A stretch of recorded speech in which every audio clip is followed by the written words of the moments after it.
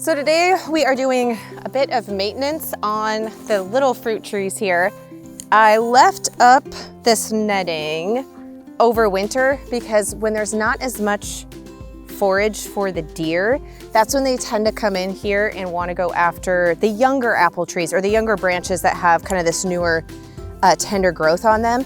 So I actually end up leaving them covered through early spring and winter, but now there's enough stuff growing and there's no fruit on these yet that I tend to have a little bit of a window where the deer aren't bugging them as much, which means I need to get this down so I can actually access these. Now, you'll see a lot of conventional wisdom, and I have a whole video on it that walks you through summer pruning versus winter pruning on fruit trees and which is actually best for you based upon your climate.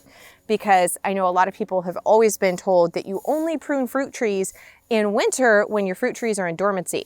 But that is actually false. So you can go and check out that video for more information on that.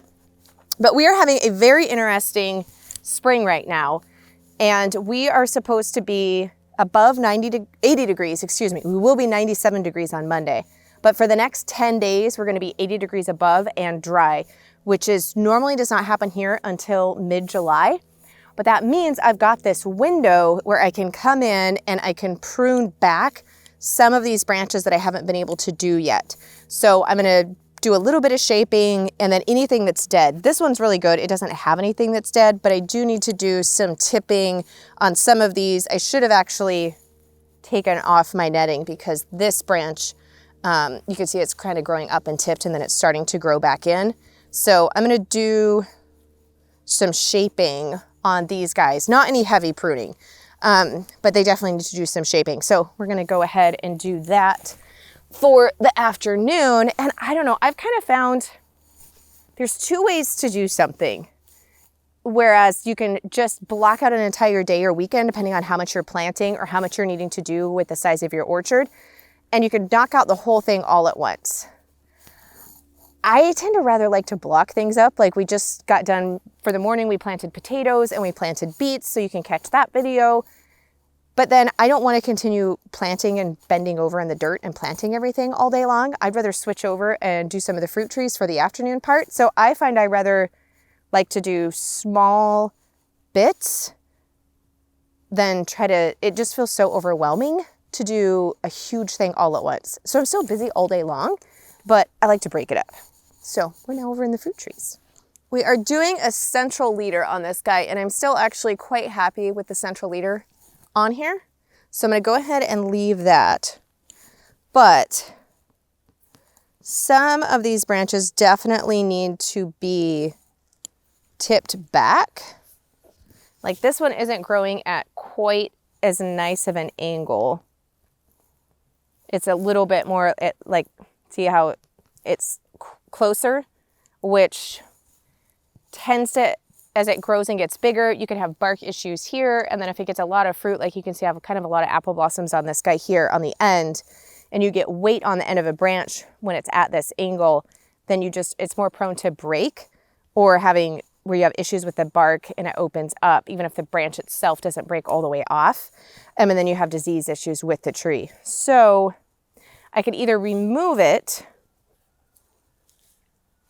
or I can start to kind of tip it back, which I think right now I'm just going to tip it back because I've got this portion that, again, it's trying to grow very upright and I don't want to encourage any more upright growth on this. I want more lateral for fruit. So for right now, I'm going to cut that part there. Right here, we've got a nice branch that's going out. So I'm just going to tip this one back to here for right now. It's so sad to cut off the fruit blossoms. This tree is only at its third year though, so I will let this one continue to go, and that one, which this one is actually ideal. This little fruit blossom here, because it's nice and close to the tree. It's not out on the end. So I may let that develop to a couple of apples. I'll have to actually thin that back to one. I might let it do one apple. I have such a hard time with removing the fruit blossoms. I usually do because I know it's what's best for the tree long term and I'm going to get a much larger harvest down the road. Oh, but it just kills me to cut off the fruit blossoms. But we are gonna come in here again, kind of this upward growth part that I have happening here. I don't really want to encourage that. So we're gonna just tip that right there. I'm gonna leave this one for now, but again, this bottom scaffolding one in a couple of years, I will be taking off. So I'm just gonna tip this one back a little bit and leave it because eventually this will probably become the lower scaffolding as the tree grows.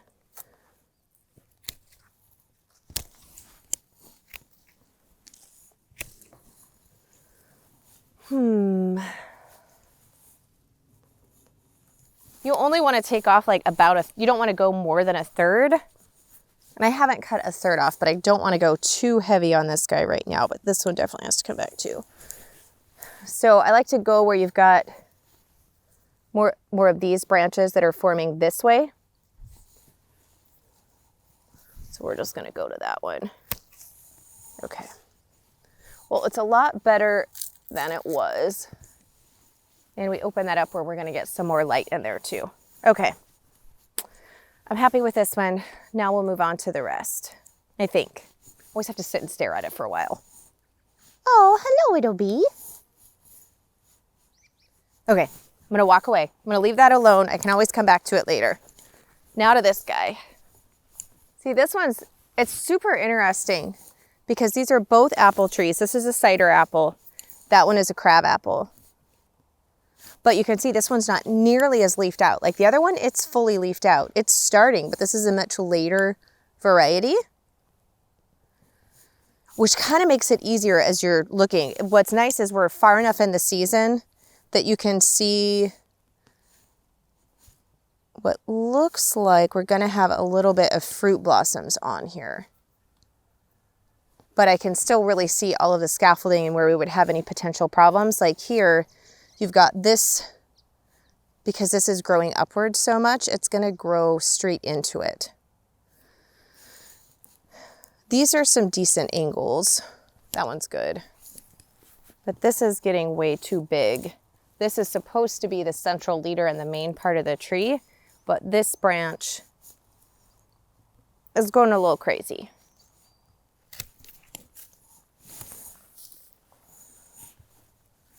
One of my favorite things is actually pruning fruit trees.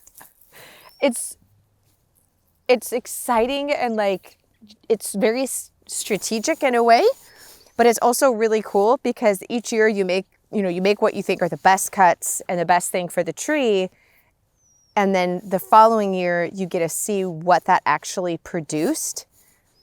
I don't know, there's something about it. I find it's one of my favorite things to do. Someone once asked me, what's your favorite thing to do in the garden and on the homestead? Pruning the fruit trees. I actually really enjoy pruning the fruit trees. Sometimes it can be hard when they're first coming out of their dormancy right now to tell, like, is part of this branch still alive or if it's dead? Because if it's dead, you want to remove it. So I was trying to tell, like right above here, you can see where this was a pruning cut last year. And so it almost looks like the top part of this is dead. There's like a little bit of a leaf that's coming out here. But if you take your fingernail or something hard and scrape, see how that's bright green? So that's actually not dead. So if you're ever unsure, just scrape back just the surface. And if it's green, then you know it's still alive.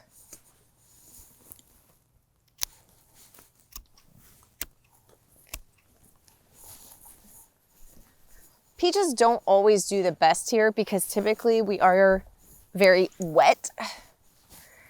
And so my peach tree, I've got a lot of dead. So I need to come in here really heavily because you can see like this part, we've got, lots of good leaf growth here on these ones. But this baby needs some heavy pruning because like this, that's all dead. See my fingernail trick? It is not green.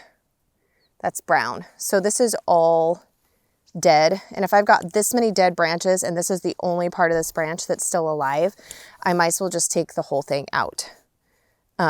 Because it's not worth keeping all of this dead part just to have a little bit of green growth on the very tip of a branch. So if you ever feel overwhelmed with pruning, the easiest place to get you started is just look for anything that's dead. Remove all of the dead growth first, and then see what you have left to work with.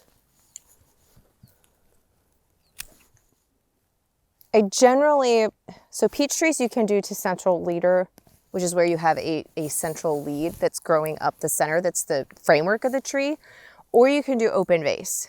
And typically we are just so wet here that open vase is usually more preferred, just because you have greater airflow. You can get sun more into the center of the tree because that's normally things that we struggle with. So I'm trying to decide right now, do I want to let this kind of continue as more of a central leader? Because this one is actually the better central leader, even though this part is trying to grow in towards the center. Or do I just do open vase? Because the tree's kind of reached that point in its life where I need to figure it out and decide. I think I just made my decision, but I'm gonna have to get my bigger loppers for that one. You can't put it back on once it's off. I really do think it's the right decision. We will find out. Okay, coming in, if I can get it the right angle, let's see. When you're removing a whole branch, yeah, it's so close to this one that I'm just gonna have to take it out. I gotta do it. It feels so painful. There we go. There we go. Timber. Well, it did open it up though, didn't it? Okay, now I'll go back to my little guys.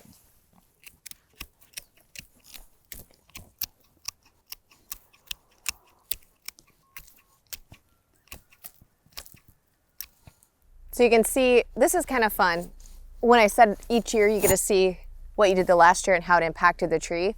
So here is where I made a pruning cut last year. And then now, because I did it with this bud facing this way, it's starting to grow out this way, which my goal was to leave the center of the tree more open. So that definitely worked. But I'm just trying to decide how large I want to let the canopy get on this, or if I would like to encourage more of its growth in the lower part. So there's a few spots on here where there's like, this is a great leaf, like this is growing really well. And then here's like a really nice little blossom that's gonna be hopefully a baby peach. But above this, you can see where there's leaf buds. And when I scrape it with my fingernail, it's not bright green, but I'm not sure that it's fully dead. So let's do a cut there. Well, actually, that one doesn't look too promising. So I'm kind of hopeful that some of these will just open up later.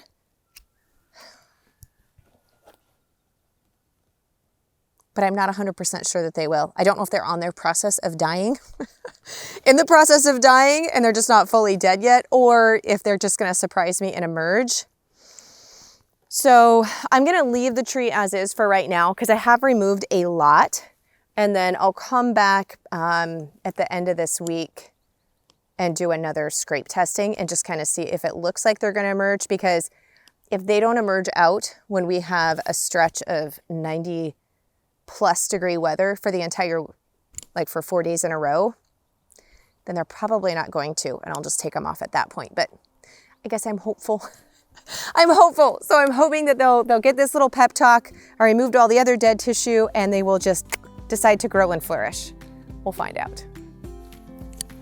If you want to watch a video on how to plant fruit trees successfully, I've got that one here. And if you are curious about how much fruit you would need for your family, be it fruit trees or berry plants, berry bushes, all those types of things, I've actually got an entire chart done for you. It's based upon per person and how much you need.